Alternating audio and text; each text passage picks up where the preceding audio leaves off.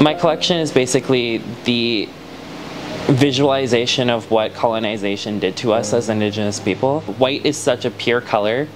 Before like any hint of contact with other people, we were pure. As soon as colonization and the Indian Act rolled around, it's kind of like we were stained with a lot of bloodshed, and the red is supposed to represent all the blood of our ancestors that passed away because of this, and the black is supposed to represent the ink of the Indian Act.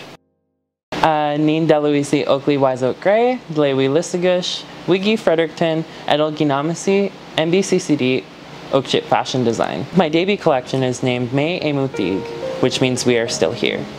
As soon as I presented the collection to my family and told them all the stories behind each outfit, my father actually looked at me and said, "May Eimotieg." He's like, "We are still here." That's exactly what I think of when I look at this collection.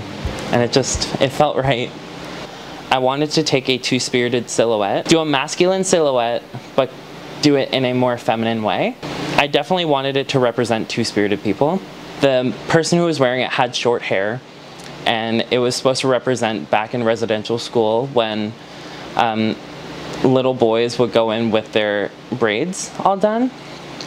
They would chop it off. So this one's supposed to represent kind of like the kids that were taken away from their families for residential schools. When they took the kids away from the family, it's kind of like ripping their hearts out. This outfit was supposed to be for missing and murdered Indigenous women.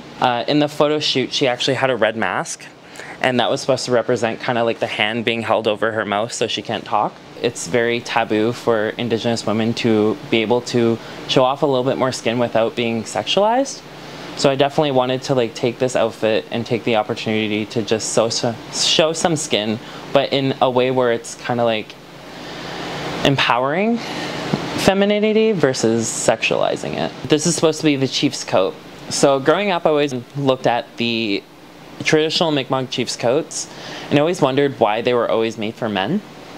And I realized that these coats were actually worn by non-Indigenous men in power. I definitely wanted to take a more feminine approach to the chief's coat, and I did my chief's coat to fit a woman. Actually, all of my outfits were supposed to be worn by family, but due to COVID-19, I wasn't able to. So I actually reached out to a lot of my Native friends in Fredericton, and as soon as I started drawing them in the outfits, it immediately just clicked. It's a privilege anytime that I get to wear Oakley's clothes.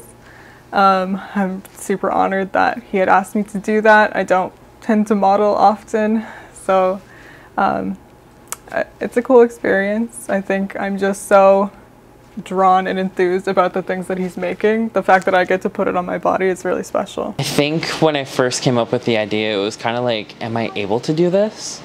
I asked my teacher, and my teacher like looked at me and said, "Why'd you just ask me that? Of course you can do this." Like, what? For some reason, it just felt like I was doing something wrong. And of course, it's definitely the effects of colonization speaking, because I shouldn't have to feel like I'm doing something wrong. I want people to take away from the collection that it's basically everything that we've went through led us to here, and that we are still here and we're still resilient. But I really want them to realize, like, and educate themselves about like what actually happened with the Indian Act and the colonization and everything. For the second part of my collection, I definitely want to explore more into the trauma. Each outfit is supposed to be the embodiment of each like traumatic incident that happened to each of these outfits, and like it's gonna be the more creepy and traumatic counterpart to the original outfits. As soon as it dropped, I was just like, I remember I was in tears, and it was like, it just didn't feel real, and it kind of still doesn't feel real.